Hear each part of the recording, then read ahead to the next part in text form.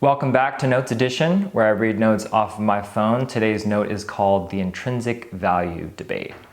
One of the most common arguments against Bitcoin is that it's worthless because it has no intrinsic value. Yes, but think about a stock.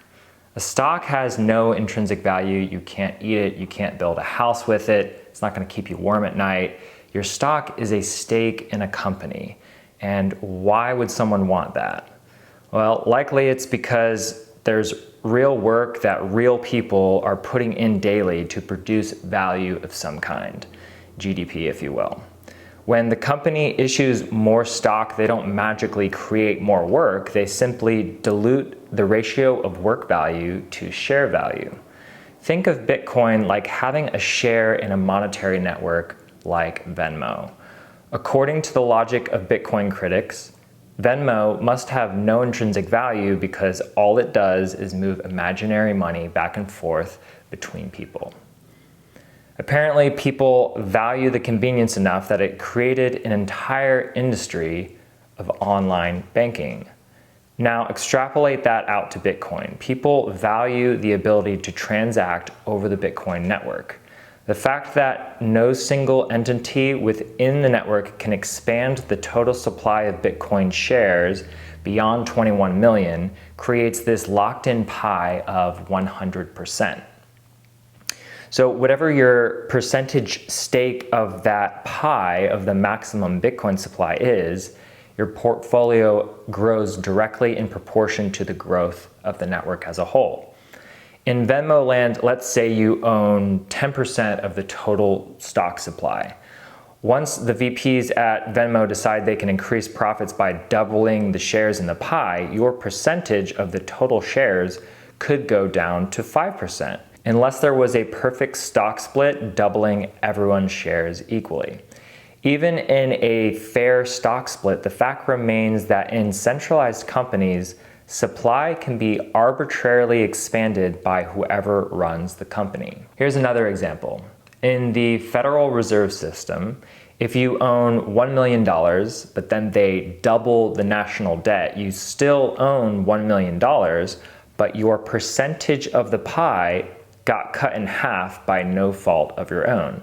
The nominal dollar amount stays the same, yet your relative purchasing power gets slashed due to inflation. Bitcoin solves this problem. The functionality of Venmo peer-to-peer payments, but with hard-coded currency supply scarcity built in. By setting a hard cap to the supply of monetary units, each unit becomes more scarce relative to the ever-increasing output of economic value. Within this incentive model, value produced will naturally want to be consumed immediately or stored as a long-term asset that increases in scarce desirable value over time. Money itself has no intrinsic value aside from its ability to transfer energy within a network of people. Each individual unit of money has no value for consumption. Value itself is a collective perception that is subject to change based on the individual and the situation. Within a comfortable society, the average person would rather have an ounce of gold than a bottle of water. But if that person were suddenly dying of thirst on a deserted island, they'd gladly give up their gold for short-term survival. What good is the gold if you have no one to trade with? So if the only intrinsic value is survival, why can't water and food be a form of money? Well, in modern times, there's too much supply of water for it to be desirable. When consuming water, you cease to be thirsty after a few bottles. Demand decreases rapidly. Large quantities of water are also not easily transportable, and of course, food is not a long-term store of value because it spoils. The intrinsic value of Bitcoin isn't because you can consume it for immediate survival, but so that you can store it for future survival, as is the function of all forms of money. Bitcoin just happens to be superior to all previous forms of money because it is scarce, locks in a continually diminishing inflation rate, and allows individuals to send money between each other without a third party. So no bank or government can shut it down, freeze an account, or block a transaction.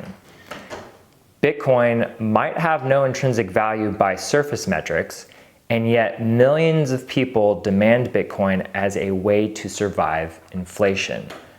By definition, money does nothing for you in the present. Money delays consumption into the future. And that's today's note.